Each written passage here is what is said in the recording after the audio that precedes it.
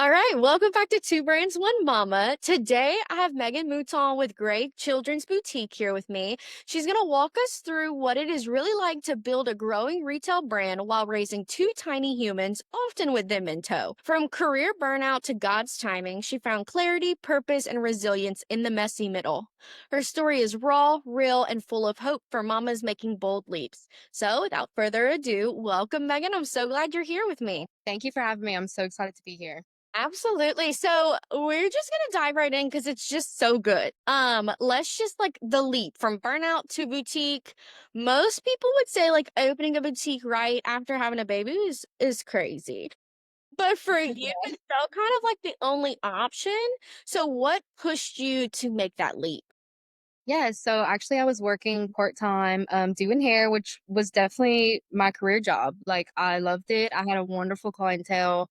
When I got pregnant for my son, I felt a little mindset shift and had actually already started doing the boutique on the side. So my plate was full. Yeah. I was pregnant. I had my baby who was then 2.5 by the time I had him. So she was about 2.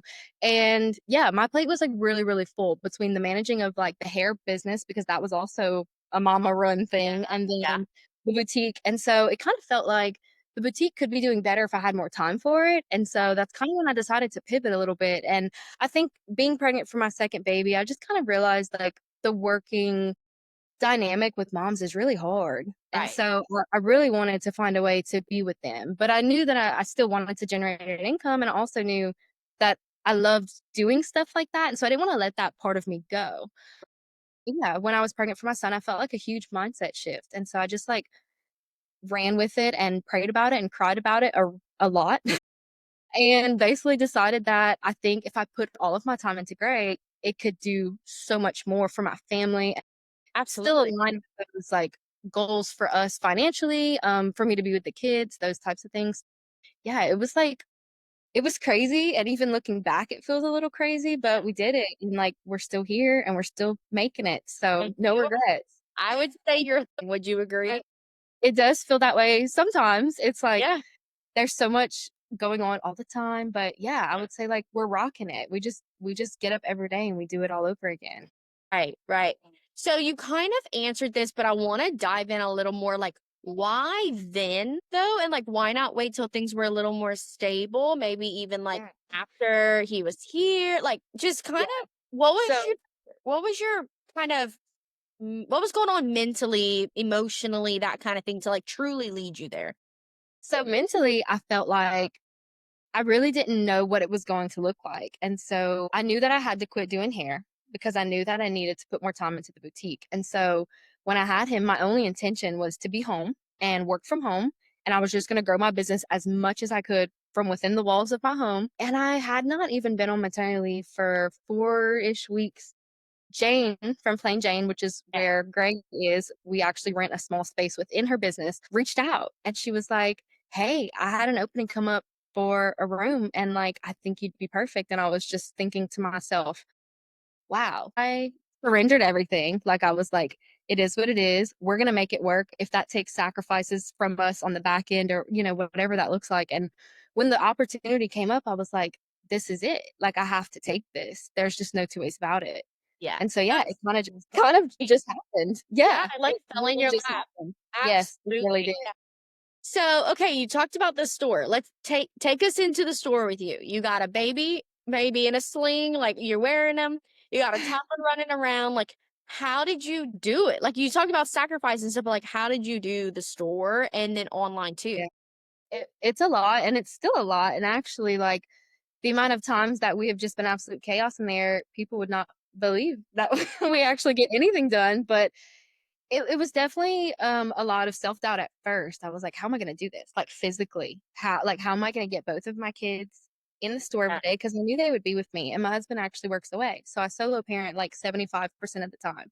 And so, yeah, that took a lot of, like, mental strength for me Yeah. at first, and then I think with every every time we went in, every time we had a great day, every time we got stuff done, I felt a little bit better and a little bit better, Yeah. and I was like, "We got this. We Yeah. got this." You know, I had some support, you know, of course, getting everything set up and all the like the Right. physical labor, but it was definitely a lot of micromanaging at that point too, because the girls inside Plain Jane, they also help, and so Yeah.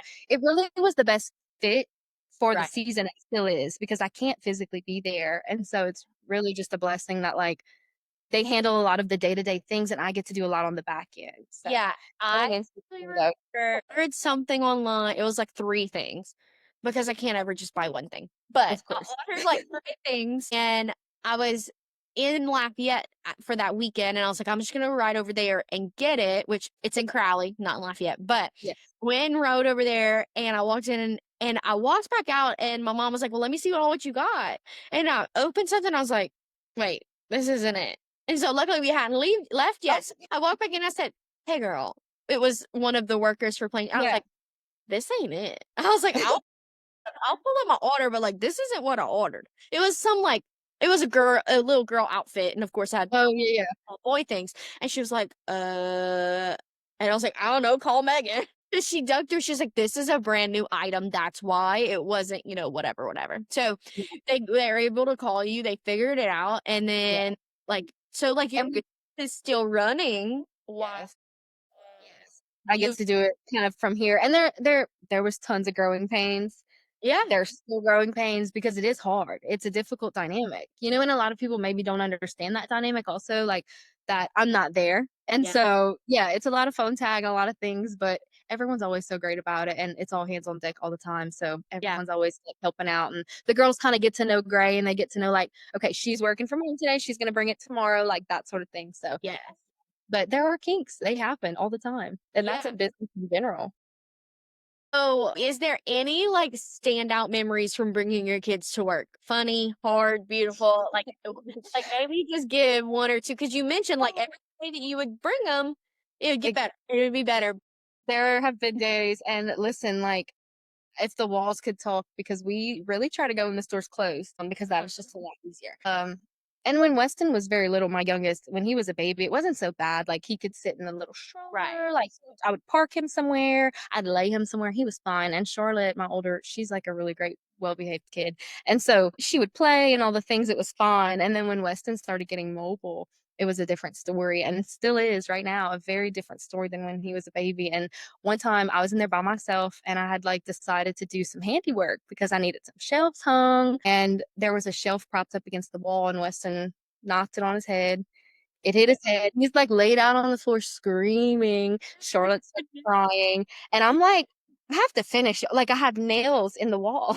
Yeah, just there have been lots of difficult times. And like right now, Weston's at an age where he's just super destructive. And so, yeah. But Jane is the best. Like, she's like, bring your kids. It's okay if they break something. We can fix it. It's fine. I've always felt really, really comfortable bringing them there. And at first, I was like, oh gosh, everything in here is so beautiful and It is. glass and can break. And I was so worried about it. But Jane's like, Megan, there's nothing that my kids haven't done in there. Like, it's fine. Right. And so that has always really helped. And so, yeah, there have been lots of funny and not so funny times where, Yeah. we're like, I can't wait to get out of here. Bet it is like you just said, like so helpful that the owner of Plain Jane, Yeah. that she is so receptive to that. And I Yes. can even say like I've never been like turned away from a social event or even just anywhere so far because of him. But I would definitely feel like, hey, can you watch him while I go run to the shop or something? But know like that you are welcome and your babies are welcome. Yes. That is a game changer. And I Absolutely. remind myself that's why I do this. I want them with me as much as I can, even though that's really easier said than done most days. Like, that's the fuel. And like, they get to watch me, and they are watching every day. So They're gonna like I see these things now. It's like their weekends or their or your weekends are their childhood, and I'm like, oh my god. And so it really is. look back and be like, Mom brought us to the shop every day, or Exactly. yeah, Actually, my son, he took his first steps at Plain Jane the other day. Like, we're there so much yeah, that he just happened to take his first steps at the store. Like, that is our life, and we've just gotten so used to it. yeah. No, I love it. I love that that will be a part of Me too. Only Grace's story, but then just Their lives. their lives, their Their childhood.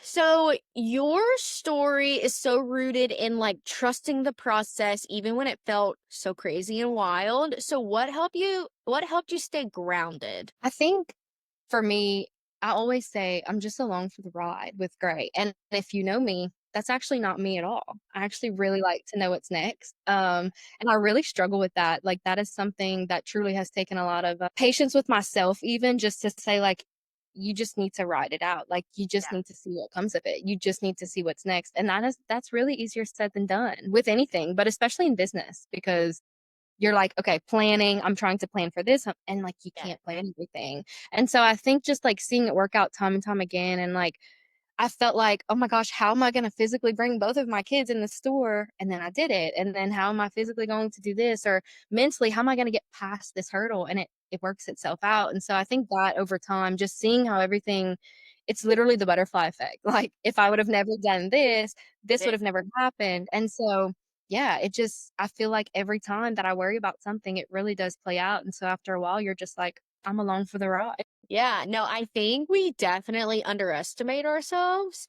Um, Every it's so funny, but like little side story. He's 3.5 months now, and my husband went back to work after 2 weeks, like 8 weeks, so 2 months. And in those first 2 months, I don't know why, but I never put Kai in the car seat. My husband always did. He always took him out to the car and always put him in the car seat.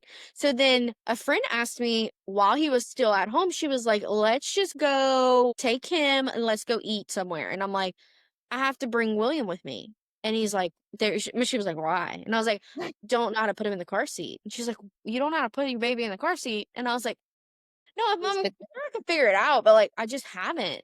And I don't want to. Like, I don't want to right now.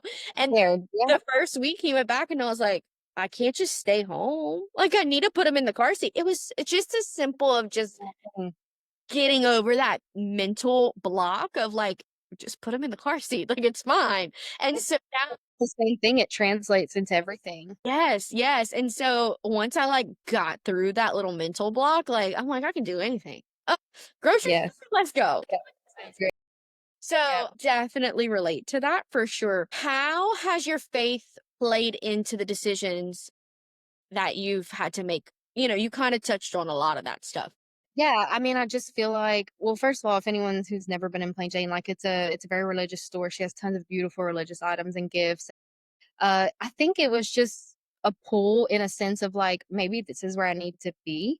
Yeah. And that's just always been like really strong for me because of course like there's kinks and there's like, well, what if we did this or what if I decided to do this? It's like, but I really love being at Plain Jane and I feel like it's just pulled so much out of me in like a really positive way and like being surrounded by like Jane is so faith filled and it's truly inspiring. Like she feels her whole business on just like trusting God and his plan and like seeing that and like it brings me closer to that and it really Yeah. has helped overall just have a clear headspace about it all and Yeah. staying grounded to that like God is going to take care of it and like if you're faithful and you do the things that you're supposed to do and you make like all the good things it comes back full circle and so that's just where Absolutely. we are literally writing it out. Say too with what when you said that like it was almost like it was God's timing when she called and was like, "Do you want this space?"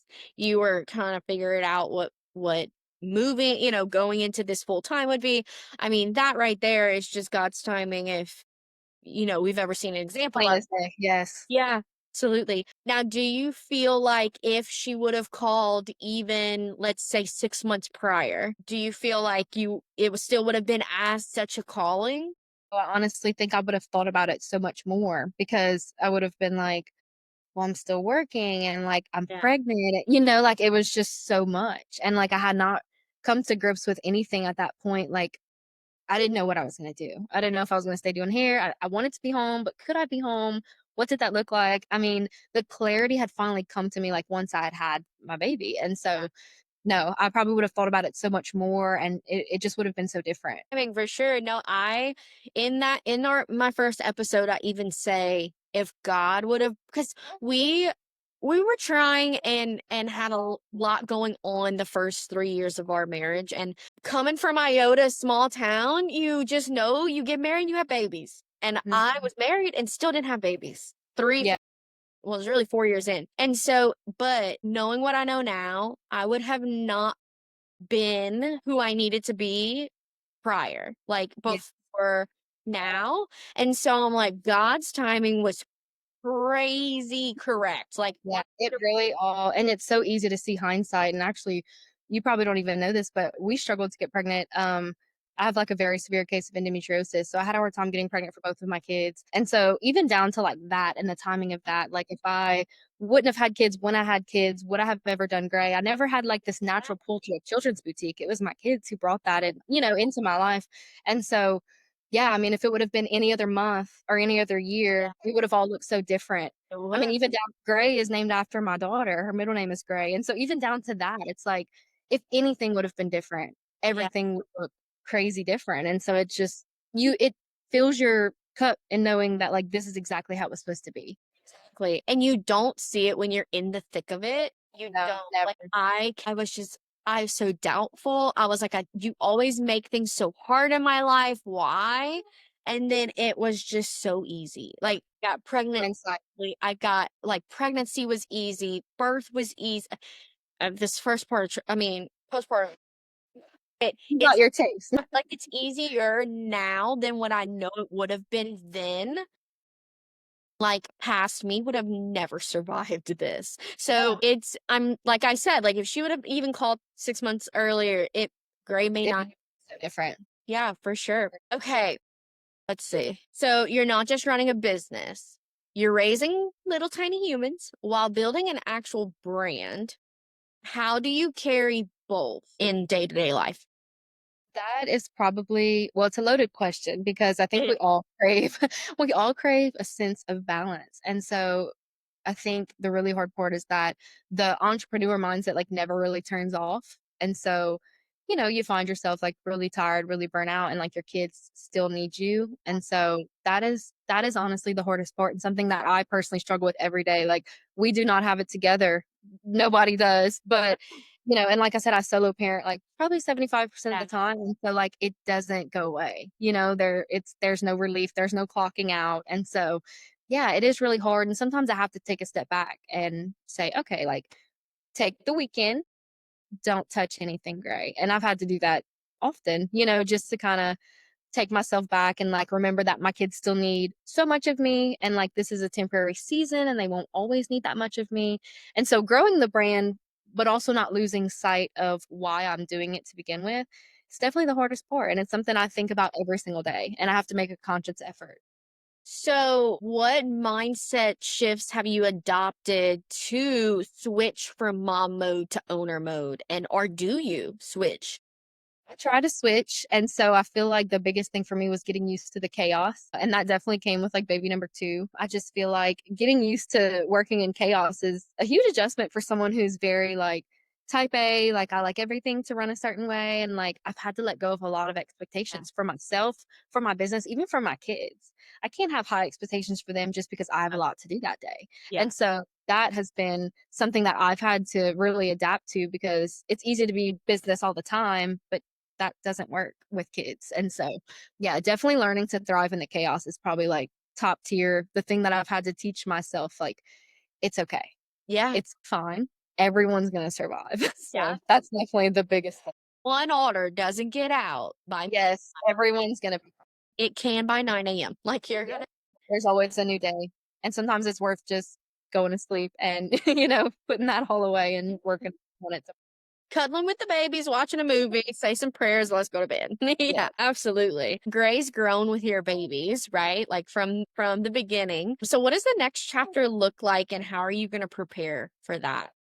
That is also something I think about every single day, and people ask me all the time, like, "What are you gonna do next?" Or, "Are you gonna open a storefront?" Or, "What does that look like?" And I always tell them I'm just along for the ride because the same way that plain Jane, like, literally fell in my lap, I just know that whatever the next thing is, when it's the right time, it's gonna be so crystal clear. And Yes. so, again, I'm type A, and I really struggle with, like, knowing what's happening, and I wanna know what's happening next, and after that, Yes. and I simply can't. And so, yeah, I definitely picture online being our main outlet, hopefully forever. I absolutely love the online side of things. That's always been my forte, and I feel like I enjoy the marketing side of it so much, and so I never wanna lose that, and so, yeah, I don't know. I hope that one day it's not just me and my babies. I hope it's a team of people who wanna, like, promote Gray and put Gray out there on the map, so I don't know. I'm really just along for the ride. Tell me then, how did Gray Originals come about? So, Gray Originals was kind of a fueled fire on realizing that there was a lot of roadblocks. Tell me what prompted Gray Originals. So Gray Originals is kind of my spinoff, if you will, of kind of like Southern lifestyle brand type of things, t-shirts. We just added hats. And for those who don't know, I actually design most of our clothing for Gray. So we definitely look a lot different than a typical children's boutique. And something I realized very quickly when entering the boutique world was the reason that there was a missing gap in the industry of like everyday wear that was cute but not smocked, not fancy, just truly cute enough to wear every day, but comfortable enough and affordable enough that you'll put your kids in it every day, is because there wasn't a lot out there. And so I ran into a lot of roadblocks with just different brands. They didn't want to sell to me because I was only online, or another store in town already carried this brand. And so I couldn't get that brand. And I was like, wow, this is why nobody's doing this. Yeah. Like, there has to be a way. And so, yeah, just over time, I was like, creative ideas, late night thoughts. I just wanna do my own thing. I want it to be different, I want it to be unique, and so Gray Originals has kind of been like a spinoff of what I couldn't find out there in the industry of, like, cute, southern, everyday style tees, kind of incorporating that, like, boy mom aesthetic without being, like, super rigid and rugged. Like, I love a soft, overall beautiful aesthetic palette, and so kind of being able to custom design, so I actually do a lot of those myself. I design it myself, and I actually press them myself, so it is a labor of love behind Gray Originals, but I hope that one day that looks so different, and so I won't be the only one pressing shirts back here. Right. Hey, and maybe that's what you start to grow a little bit more and you get people Exactly. for Gray Originals specifically. Yes. Now, does being in I'm kind of going off here, but it made me think about it. Does being in Plain Jane with that team in that group of women, like helping process your orders and things like that, does that drive you a little bit more to have your own team specifically for Gray? Yes, absolutely, because the load that it takes off for me to not have to be the one physically putting the clothes in the bag and taping the bag, all the things, and I do actually have some help. My sister's in clinicals, and so she helps me when she can, and that's been a huge help. That's been an absolute game changer. She helps me do back end things, and so I get it where I can as far as the help, and so I crave more help all the time because there are times that I'm like, I cannot do all the things, and just really trying to ride out this season of truly scaling the business, and hopefully when I'm ready to have that team, it's there, and it's plain as day and it's not complicated and, Right. all the right people land in my lap. And so, yeah, definitely like a season of hustling to Mhm. get to that point of, hey, you don't have to pack the orders. You can just Yeah, design or you can just post and make exactly. reels and TikToks. And so that's what, hopefully the future looks like for growth. Well, and I pray that it is easy for you because I am in the scaling portion still of Bonton, and then we're slowly getting into that with Scooped Up. But I still don't have it all together, and I came back from maternity leave, and I was like, "Y'all, we're switching it up. This ain't working because I don't want to do all of these thi I keep always saying, "I don't care what flavor cake your wedding cake is. I don't care. It looks like I don't care what it tastes like." Well, I care what it tastes like, but, like, I don't care what flavor it is. I wanna get Someone it. else can worry about it. Yeah. Right, and Yeah. so I said I wanted networking and designing, and I wanna deal with the bigger budget, clients Yes. with coming in with intricate things that need to be done, and I was like, "I wanna deal with that. I don't wanna deal with this other stuff," and so reshifting everyone's roles and in that bigger picture, it's a lot, so I get that clear picture ahead of time and then bring Yeah. in those specific people. But I think there's a lot of value in, like, still hustling in your business, even when you've reached a level of, success or whatever that looks like for each business. Like, there is something about knowing every intricate detail of your business. I think yeah, it really helps work out some of the kinks, and so I never wanna be someone that's, like, afraid to get my hands dirty. I have no right, problem packing orders till midnight. I've done that more times than I can yeah, count, but hopefully, it won't always look like that, yeah. and so, yeah, just excited for whatever's next, but it's a difficult journey. Absolutely. Yeah, no, I mean, it is businesses are not easy, and I was like, "Oh, it will be hard." It will be hard being a mom and being a business owner. What? Wrong. Wrong. Yeah, Wrong. I had that big realization. we all do at any point in life. We all do. Yeah. Not Yeah. for everyone. I think entrepreneurship is one of those things that looks so easy on the outside, but it is simply not. And until you're in that role, it's really, really hard to grasp. What is your advice for someone standing in the middle of fear and faith and trying to decide if they can really do whatever they're wanting to do? I myself am a very realistic and practical person. And so, actually, my friends know this about me. If you want a sugar coated, you can do it, everything's going to be great, you probably won't get that from me. And it's Yeah. not because I don't believe in people or myself, but because I'm very practical and realistic. I think we have to strategize. And I think, if you have a niche that is unexplored and very much a missing gap in whatever your industry Yeah. is, I see potential in that. And so I always think that that is worth something and always worth pursuing. And I think with the greatest fearful risks come the greatest opportunities that you could have never dreamed of. And Gray is a prime example of that. And I just feel like, no, can everyone do it? No.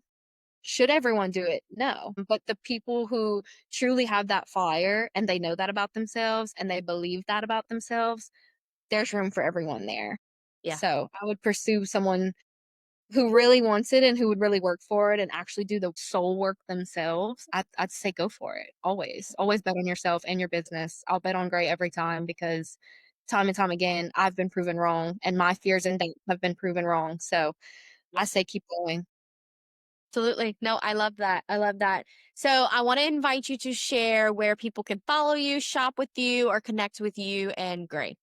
Yeah, so we're most active in the VIP group. Really, really try to do all the socials, but it is very hard. And so the VIP group is where you'll find everything first. My customers love to go crazy on drop nights, and it sometimes can be a little hard to snag your stuff from Gray. And so the VIP group is where it's at. We also are online, of course. So the VIP group, that's Facebook. What is it Yeah, called? Gray Children's Boutique, with a little sparkle at the end, and I'll give you a link too. Yeah, please. Yeah. And then you can always shop online and it can be shipped anywhere in the US, or pick up local to Crowley. Gotcha. Okay. Anything else you want to special drop or mention or anything like that for the listeners? I really don't think I have nothing exciting. It's truly this is as dry as it gets for Gray. We're in a lull. My daughter has swim lessons next week and I'm like, you know what? We're just gonna like lay low. Yeah. It No. happens sometimes. And I rarely lay low. So I'm like, we're just gonna lay low and wait for probably 4th of July and then we'll like ramp Yeah, back up. ramp back up. Okay. Yes. It will for sure be, I'm sure, buying something again from Gray soon. I had to tell my bank account I'm sorry too many times. So, Pause. I am so happy that you got to join me today. For everyone listening, if you're wondering if now is the time, let Megan's story remind you the most chaotic seasons can be the most purpose-filled ones. So that is all for today. Thank you, Megan, for joining me, and okay, I'll catch everyone on the next one. Love.